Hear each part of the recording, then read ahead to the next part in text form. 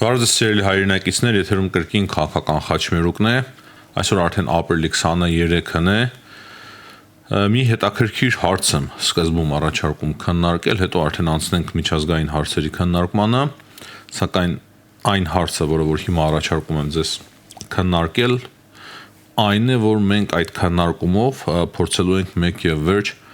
պատասխանել մեկ հարցի. ինչու եւ ինչպես տեղի ունեցավ 2018 թվականի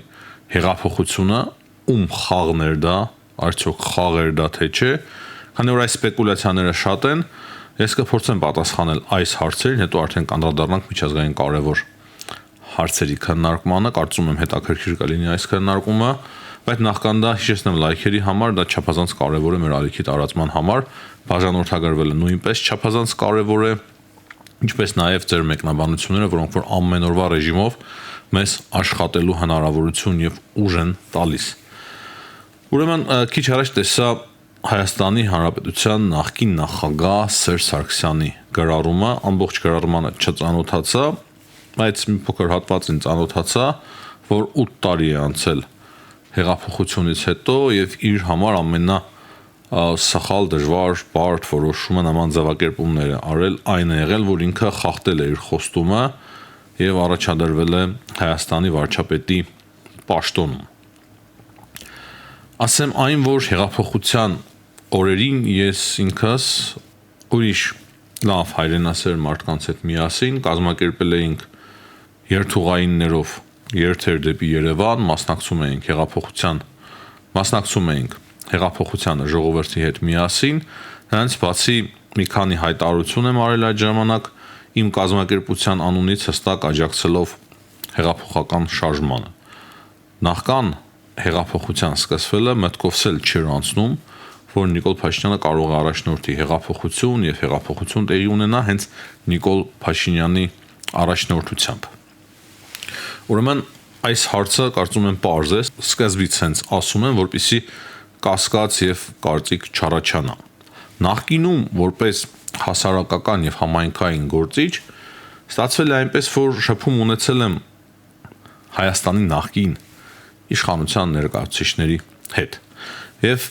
չնայած որ մինչև հեղափոխությունը մոտավորապես 1 տարի կամ առնվազն 8 ամիս այդ շփումները այլևս չէին տեղի ունենում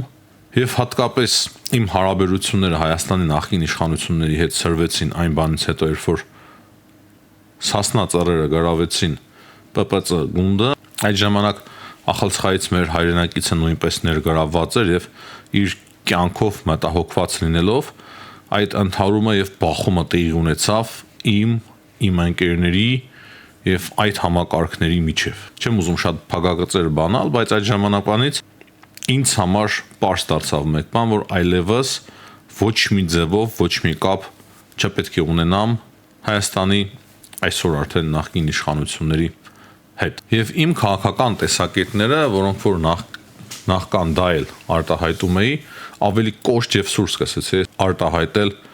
այդ ժամանակ։ Բայց հետաքրքիրը այն էր, որ իրենք ասում էին մեկ բան, որ դու դեմ ես խոսում Սերժ Սարգսյանին, բայց Սերժ Սարգսյանը չի ցանկանում առաջադրվել Հայաստանի Հանրապետության վարչապետի պաշտոնում։ Այսինքն ինքն էլ է ուզում գնալ, ասում էին ինձ։ Հիմա երբ որ տեսա Սերժ Սարգսյանի այս գրառումը, հիշեցի այդ խոսքերը,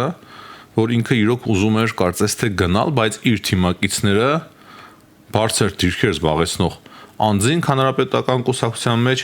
խնդրում էին Սերժ Սարգսյանին մնալ։ Ինչը իրականում տեղի ունեցել 2018 թվականին։ Կրկնեմ, ես ինքս իմ համակարգացիների հետ միասին շատ ակտիվ ներգրավված եմ եղել այդ գործընթացների։ Դե ելնելով մեր հնարավորություններից, համեստ հնարավորություններից, երթուղային մեքենաներով մի քանի անգամ եկել եւ մասնակցել ենք այդ ցույցերին, ինչպես նաեւ հայտարարություն ենք տարածել, որոնք որ տպագրվել են հայկական մամուլում, տարբեր լրատվամիջոցներում։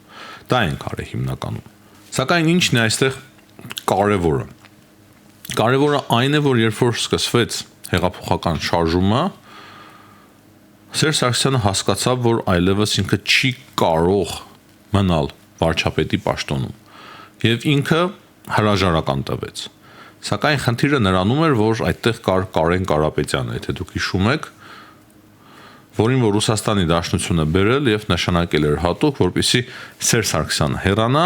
եւ իր տեղը նշանակվի Կարեն Կարապետյանը։ Սերժ Սարգսյանի հրաժարումից հետո, եթե հիշում եք, մի երկու օր Կարեն Կարապետյանի թիմը փորձեց իր ձեռքը վերցնել իշխանությունը եւ ցրել հեղափոխական շարժումը։ Այդ ժամանակ բոլորին կարծում եմ պարզ էր դառնում, կամացեն, որ սա Ռուսաստանի Դաշնության ծրագիրն է։ Նրանց այդ պահին ձեռնտու դարձավ Սերժ Սարգսյանի հեռացումը, քանի որ հույս ունեին իր տեղը կարող է զբաղեցնել Կարեն Կարապետյանը։ Բայց տեսանք ինչպես ավարտվեց այդ ամենը, նա էլ չկարողացավ զբաղեցնել այդ պաշտոնը եւ ի վերջո հեղափոխությունը հաղթանակ տարավ։ Ինչու համար եմ ես այս ամենը ասում։ Իմ խորը համոզմամբ որևիցե գործարք այդ ժամանակ չի եղել Նիկոլ Փաշինյանի եւ Սերժ Սարգսյանի միջեւ, ինչպես ոմանք խոսում են։ Սակայն նույն ժամանակ այդ պահին Սերժ Սարգսյանը ընդունել է միակ եւ ճիշտ որոշումը, հասկանալով մեկ բան, որ եթե ինքը հրաժարական չտա եւ իշխանությունը չանցնի Նիկոլ Փաշինյանի ձեռքը, ապա Հայաստանի գուբերնիզացիան ավելի կատաստրոֆիկ բնույթ է ընդունելու։ Սա իմ համոզումն է։ Այսինքն այդ ժամանակ կարծես թե ինքը ճիշտ շատ որոշում կայացրեց, բայց այսօրվա դրությամբ ինքը երևի թե իր մոտեցումները փոխել է, հաշվի առնելով այն, որ Հայաստանի այսօրվա իշխանությունները շատ ակտիվ ձևով Հայաստանից բռնագրաված գույքերը հետ են վերադարձնում, որոնց որ բնականաբար շատ ակտիվ ներգրաված է եղել Սերժ Սարգսյանը եւ նրա եղբայրը։ Մենք հիշում ենք, որ խոսակցություններ կային, թե ինչպես կոնֆլիկտ են ունեցել Սերժ Սարգսյանի եղբայրը եւ նույնիսկ Սամվել Կարապետյանը։ Բայց կարծես թե հիմա դա մոռացվել է։ Ես հիշում եմ, որ մարդիկ այդ ժամանակ շատ ակտիվ պատմում էին այդ մասին։ Հիմա ամենայն հավանականությամբ Սերժ Սարգսյանը որոշել է աջակցել Սամվել Կարապետյանին։ Հիմնականում սա էր, սիրելի հայրենակիցներ, ինչի մասին ես ուզում եի կիսվել, եւ ասածս այն է, որ այսօրվա Հայաստանի ընթացքը շատ ավելի ճիշտ է, քան եղել է նախկինում, եւ վերադարձ նախկինին այլևս չպետք է լինի, եւ նույնիսկ նախկինն էլ նախկին չի լինելու, շատ ավելի վատ կլինի, քան նույն Սերժ Սարգսյանի ժամանակ էր, ով որ ինչ որ չափով այնուամենայնիվ փորձում էր իր սեփական խաղը վարել, եւ չնայած որ 90%-ով Հայաստանը այդ ժամանակ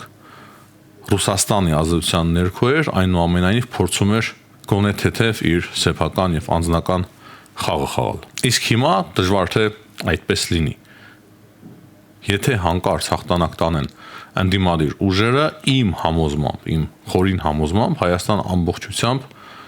կկլանվի Ռուսաստանի Դաշնության կողմից։ Հաջորդ կարևոր հարցը, ավելի ճիշտ տեղեկությունը, որի մասին ուզում ձեզ տեղեկացնել, դա այն է, որ երեք Պետրոս Ղազարյանի եթերում մի քանի կարևոր հայտարարություններ արեց Հայաստանի փոխարտգործնախարար Վահան Կոստանյանը։ Հիմա գիտեք, Հայաստանում շատ կարևոր իրադարձություններ են տեղի ունենալու մայիսի 3-ից 4-ը, 5-ը, հետո նաև միանգամից երկու խոշոր իրադարձություններ, առաջինը Եվրոպայի քաղաքական համայնքների այդ գագաթնաժողովն է, բազմաթիվ երկրների եվրոպական առաջնորդներ գալիս են Հայաստան, եւ երկրորդը Հայաստան Եվրամիություն գագաթնաժողովն է, որը որ առաջին անգամ է գումարվում Հայաստանում, շատ կարևոր մեծ իրադարձություն է նույնպես Հայաստանի համար։ Սակայն ոչ պակաս կարևոր իրադարձություն է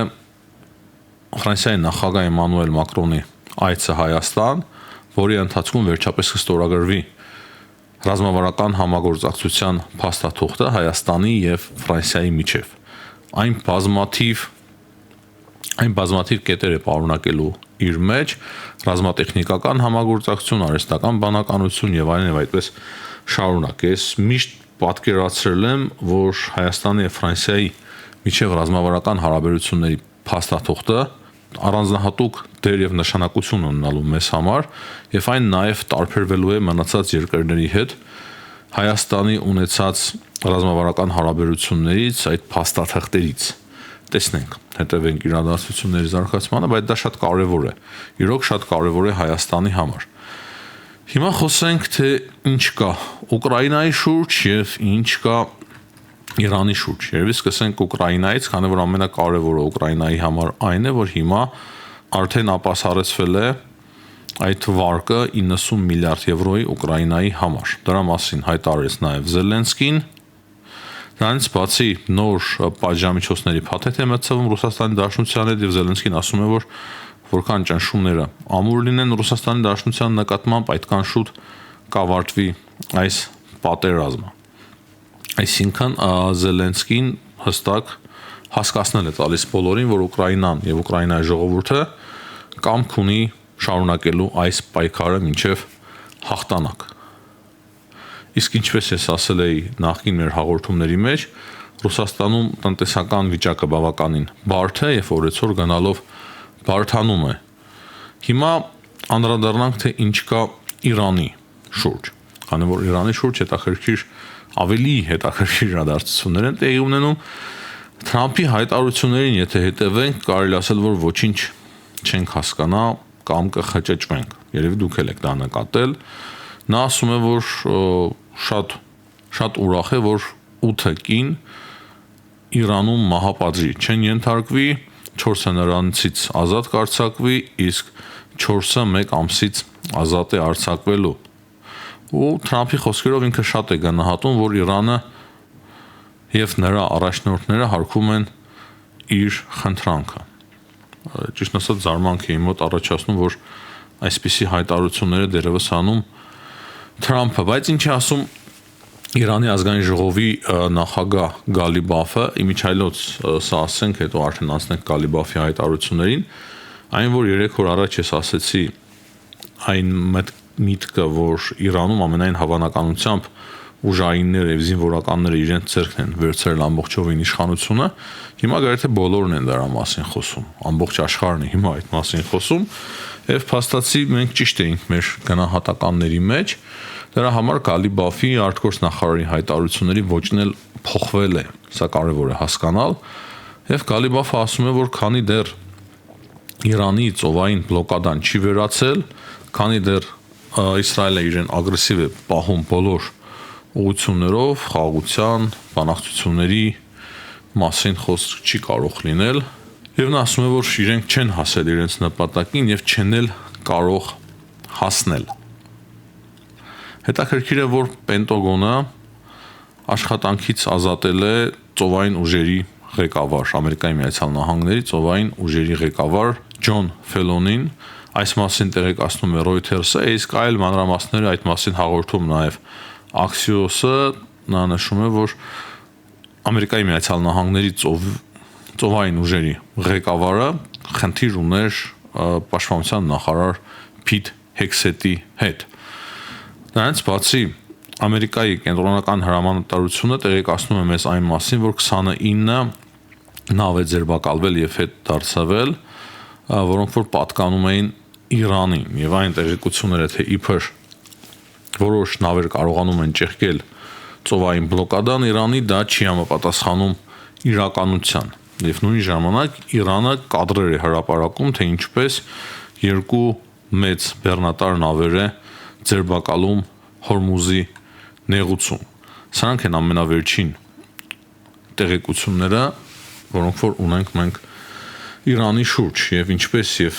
նշել էի նախորդ հաղորդման մեջ, այսօր էլ մնում եմ հստակ այն համոզմանը, որ պատերազմը կարող է վերսկսվել ցանկացած